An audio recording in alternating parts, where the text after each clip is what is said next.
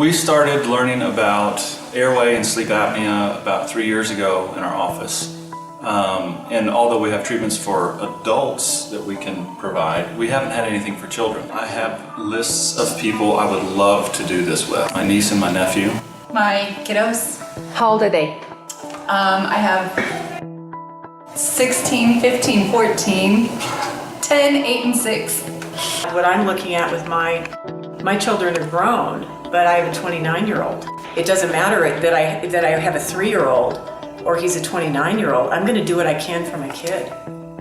My 16-year-old, we've gone through a sleep study. We've had the tonsils removed, adenoids removed, and we've had complete relapse after 4 years of ortho. So learning about this type of therapy, getting her into a habit corrector now to see what that does, I'm excited to see what it does.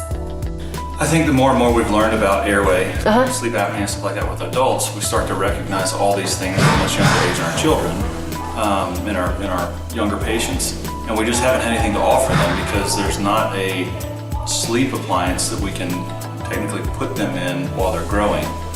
So this takes in, we see the ortho problems all the time, we see the tonsillar, the mouth breathing. Teeth grinding, gag reflex. Some of the behavior problems. We see all those things, and at this point we've been referring a lot of these patients out to either see the orthodontist or talk with the ENTs, and we haven't had anything to directly involve them in our office with treatments that we can do for them. I have a niece who ground her baby teeth to nothing, and her mandible stopped growing, so she had to go through 2 jaw surgeries and now is in ortho. And you know, had you known about this, then you would have an alternative that's much easier than going through all that. I had no idea it had been around that long. Right. Absolutely no idea that the research and everything had been around that long. I'm glad we have this now. I wished I'd known about this 10 years ago. You hear about unfortunate events, train accidents, bus accidents, things like that related to sleep issues, and the parents are recognizing this, and we do know that there are some very significant hereditary components just based on anatomy.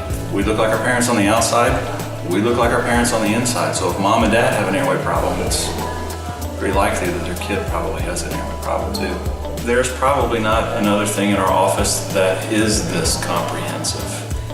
From a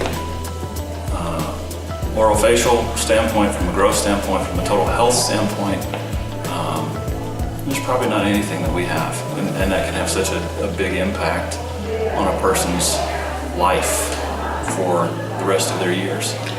My 10-year-old just got diagnosed with ADHD and is now getting ready to go through learning disability testing here in the next week. I'm putting him in a habit corrector on Monday to see if I can't correct some of these ADHD issues that I'm having with him. The sooner I can get him in it, learning about what it's doing for ADHD, the better I'm gonna feel about it. Absolutely. And the best time to do that is when they're little and they're growing. Did you have orthodontics at all when you were a child or any of that stuff? I did, but I never completed treatment because the only option for me at that point was drastic jaw surgery, and my mom wasn't willing to do it. But had you had this at a young age, it probably would have corrected it. My life would have been limitless, whether it was with athletics, whether it was, sleeping better, getting better grades, you just never know until, you start doing something like that. Yeah, do I wish I would have had this opportunity when I was a kid? Yeah, I do. So that's what I'm gonna bring to our practice to get our patients more involved. Like, hey, do this now, it's gonna save you drastically in the end. I've done kid ortho for the last 18 plus years. So to have a different option versus traditional braces or, rapid palate expanders to correct a habit, that was probably the biggest thing that I'm taking away, is that if they're having these issues as a kid, there's a habit there.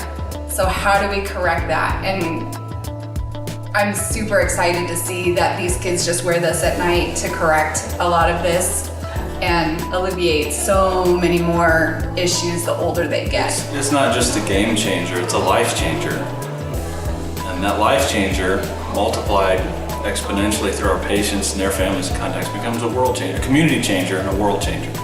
And that's pretty powerful stuff coming out of a dental office. We're in a new time.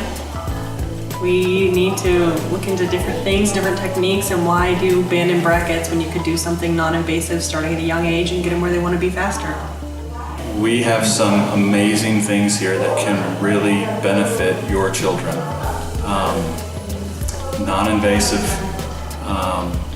simple to do, and I think that you'll find the benefits are immeasurable over the course of their lives. And what parent doesn't want their child to just excel at everything they do? Books, sports, socially, self-esteem. I think we can really set or help set the foundation for that success. Don't let your kid have a label. Point blank. If this allows their body to rest and heal naturally versus having a label put on them, why wouldn't you do it?